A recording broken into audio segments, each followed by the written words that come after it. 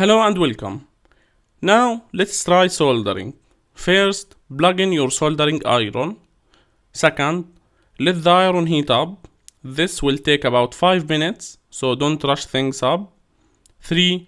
Clean the tip of your iron once finish heating up. 4. Apply a small amount of solder to your iron. 5. Clean the tip of your iron again to make sure that everything is cleaned correctly. 5. Strip off about half an inch or 12 millimeter of insulation from a piece of wire. We will start by testing a piece of wire.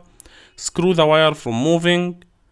Simultaneously place the tip of the iron and a small amount of the end of the solder to the wire. As the solder melts, the solder will cover and flow into the wire. 8. Remove the solder and the iron from the wire. 9. All of this should have taken about 1 to 3 seconds, as you can see here.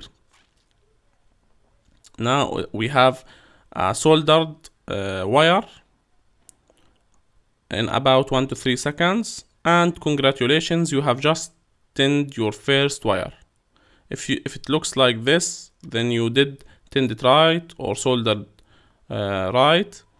If it was looking bulky, shiny, with copper areas, then you did something wrong. That's for the first soldering job that you have to do. The second job will be soldering XLR connectors. This is what we call XLR connector. First, secure the XLR connector from moving using this clip if you have, or the clip that I mentioned in the accessories lesson. Second, simultaneously place the tip of the iron and a small amount of the end of the solder to one of the cups on the connector, as you can see here. As the solder melts, the solder will flow and fill the cup, which is what we need. Number 3, with the XLR connector held secure, hold the tinned wire with a pair of needle nose pliers, as you can see here. Place your soldering iron onto the contact to melt the solder. When the solder in the contact melts side, it will slide. Okay, let's repeat it to concentrate on that specific point.